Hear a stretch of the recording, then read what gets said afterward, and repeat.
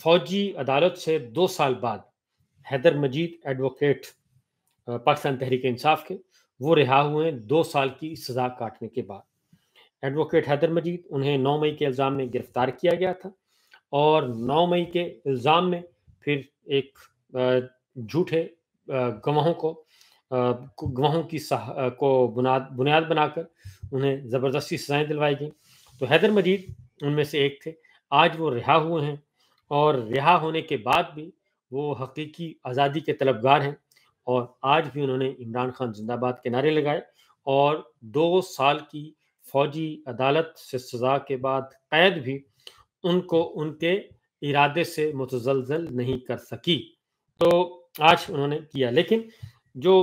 فستائیت ہے وہ یہ ہے کہ ایڈوکیٹ حیدر مجید کی رہائی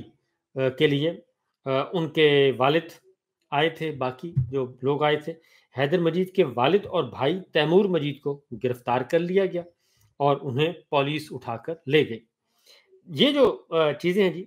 یہ انتقام کی کوئی حد نہیں ہوتی، اور انتقام کی حد جب جو انسان اس طریقے سے انتقام لیتا ہے، اور وہ بھی نہتے شہریوں سے، تو اس کا انجام عبرتناک ہوتا ہے۔ یہ تو اللہ تعالیٰ کا قانون ہے، اللہ تعالیٰ کے ہاں دیر ہے اندھیر نہیں ہے، قانون قدرت لاگو ہوتا ہے۔ اور یہ جتنے بھی لوگ اس وقت آئے ہوئے ہیں، اور یہ جعلی رجیم جو حرکتیں کر رہی ہے، میرا اپنا خیال ہے کہ ان کا انجام بہت برا ہوگا۔ اس کے بعد یوم آزادی، کیونکہ یوم آزادی کے سلسلے میں بھی ہم بات کر رہے ہیں، آج شب ہے، تو باجوڑ میں آپریشن چل رہا ہے، اور وہاں پہ بھی بہت ہی افسوسناک اطلاعات آ رہی ہیں۔ بچے وہاں پہ شہید ہو رہے ہیں، خواتین شہید ہو رہی ہیں، اور کولیٹرل ڈیمیج ہو رہا ہے، اور جس کی وجہ سے وہاں پہ نقل مکانی کا سلسلہ شروع ہو چکا ہے باجوڑ سے، اور اس گرمی کے اس شدید موسم میں لوگوں کو اپنے گھر بار چھوڑ کر جانا پڑ رہا ہے، اور ایک ایسی لڑائی شروع کر دی گئی ہے جو کہ میرا خیال ہے کہ خیبر پختونخوا کے عوام کے لیے، اور خاص طور پہ پختون بھائیوں کے لیے بہت تکلیف دہ ہوگی، کیونکہ وہ 45 سال سے ایک حالت جنگ میں ہیں، اور حالت جنگ میں 45 سال، اور اب پھر ایک اور جنگ مسلط ہو رہی ہے،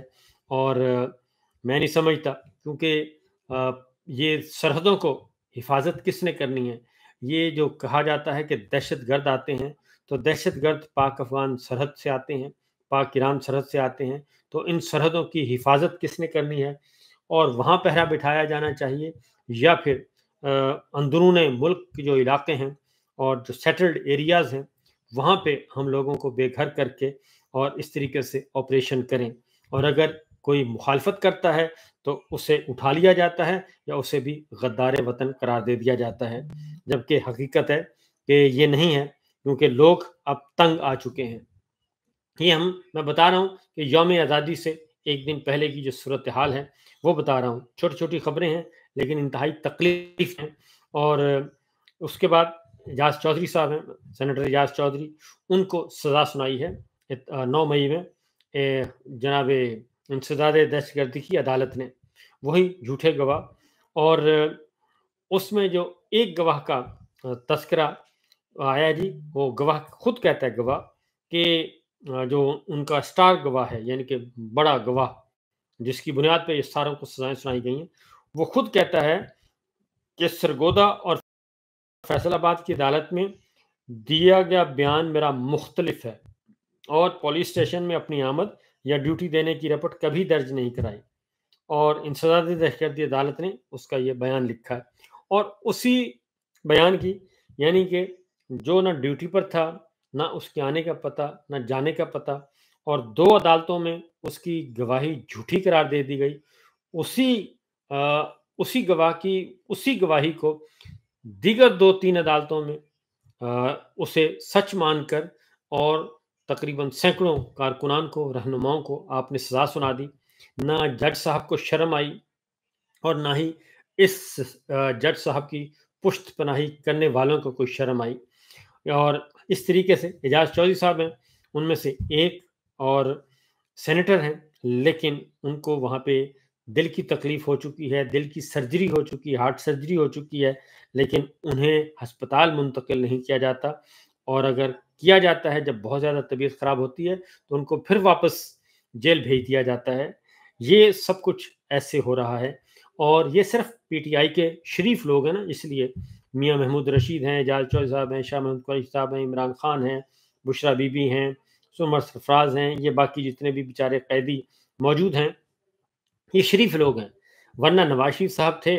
تو وہاں اندر مستقل ڈاکٹرز وہاں پہ رہتے تھے،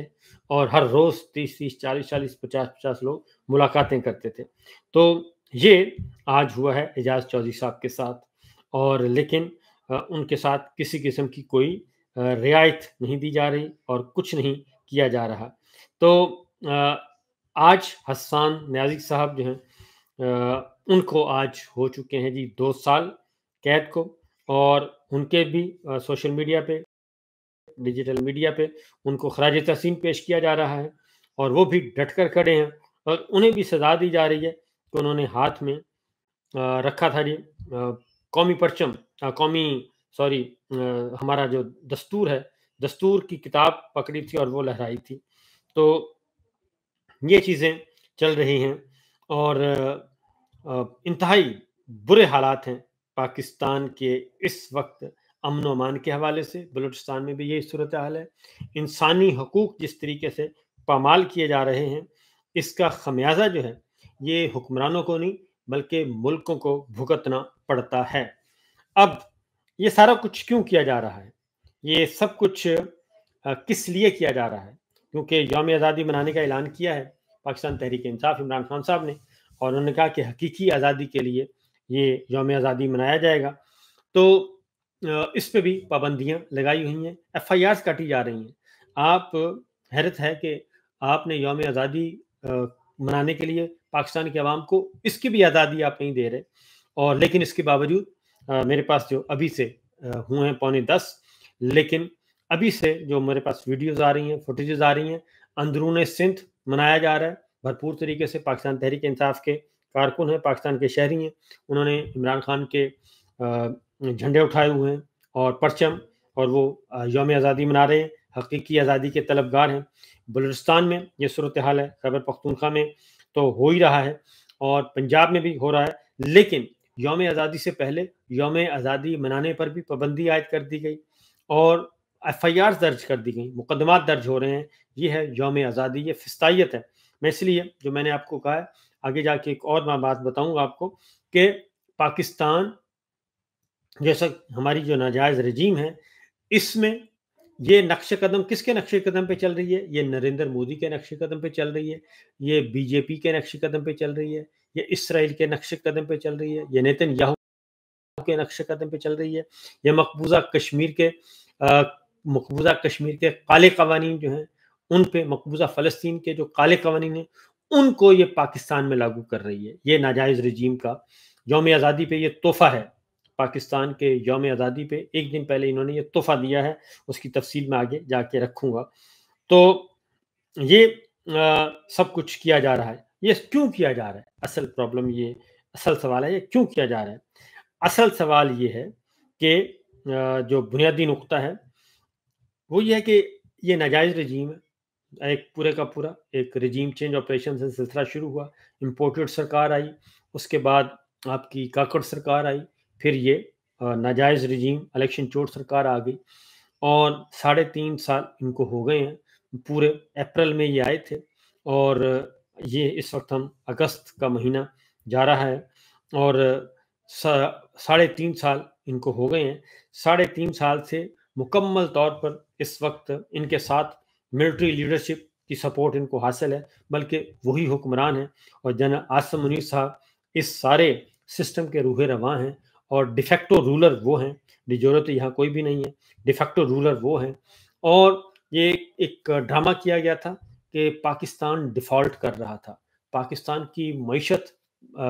برباد ہو رہی تھی، اس لیے ہم نے رجیم چینج آپریشن کیا ہے۔ اور لیکن حقیقت یہ ہے کہ اس وقت پاکستان کی معیشت ٹھیک تھی، پاکستان ڈیفالٹ نہیں کر رہا تھا، جھوٹ بولا گیا، اور مفتاح اسماعیل صاحب اس بات کی گواہی دے رہے ہیں جو ان کے اپنے وزیر خزانہ تھے، محمد زبیر صاحب گواہی دے رہے ہیں، جو ان کے اپنے تھے، وہ یہ کہہ رہے ہیں کہ یہ جھوٹ بول رہے ہیں، یہ صرف پاور گیم تھی، اقتدار کی گیم تھی۔ تو اس وقت بھی معیشت، اور پچھلے دنوں بھی کہا جناب عاصم منیر صاحب نے، امریکہ میں بھی کہا، برسلز میں بھی کہا، اور بھرپور ہر جگہ پہ وہ جا کے کہہ رہے ہیں کہ ہماری معیشت جو ہے وہ ٹیک آف کر رہی ہے، ہم بہت خوشحال ہو گئے ہیں، اور ہم ڈیفالٹ کے نکل آئے ہیں، ڈیفالٹ کے خطرے سے، اور کیسے نکل آئے ہیں یہ نہیں بتاتے وہ۔ تو وہ وزیر خزانہ جو ہیں آپ کے اورنگزیب صاحب، انہوں نے سارے کا سارا جو بھانڈا ہے وہ پھوڑ دیا ہے، اور انہوں نے جو بات کی ہے تو انہوں نے کہا ہے کہ ہماری معیشت بالکل درست نہیں ہے، اور پاکستان کی تاریخ میں انہوں نے خود ہی یہ بتا دیا کہ پاکستان کی تاریخ میں سب سے زیادہ قرض جو ہے وہ اس رجیم نے لیا ہے، سب سے زیادہ قرض اس رجیم نے لیا ہے، اور قرض جو ہے وہ 41%، تھوڑا نہیں، 41% قرض جو ہے صرف اس جعلی رجیم نے لیا ہے، ناجائز سرکار نے لیا ہے، اور اس میں کوئی شک نہیں ہونا چاہیے۔ اب عاصم منیر صاحب کہتے ہیں کہ ہم معیشت کو ٹھیک کر رہے ہیں اور ہم کر چکے ہیں، وہ خوشخبریاں سناتے ہیں، لیکن وزیر خزانہ کہتے ہیں کہ 41% قرض بڑھ گیا ہے، اور وزیر خزانہ کا یہ اعتراف ہے۔ ورلڈ بینک کہتا ہے کہ 45% ہے یہ قرض جو ہمارا بڑھا ہے، اس رجیم نے بڑھایا ہے، یہ ناجائز سرکار نے۔ اور لیکن یہ خبر آپ کو ٹی وی پہ نظر نہیں آئے گی، یہ کیونکہ وہاں پہ تو آپ کو پتہ ہے کہ سرکاری اشتہارات دیے جا رہے ہیں، منہ بند کیا ہوا ہے، اور کوئی بول نہیں سکتا، کسی بھی قسم کی کوئی آواز نہیں نکال سکتا، اور ہر طرف یہ ہے۔ تو 41%، یعنی کہ پچھلے آپ یوں سمجھیں کہ 47 سے لے کے 1947 سے لے کے اور 23-24 تک اتنے سالوں میں ہم نے 77 سالوں میں اتنا قرض نہیں لیا جتنا قرض انہوں نے ایک سال میں لے لیا ہے۔ اور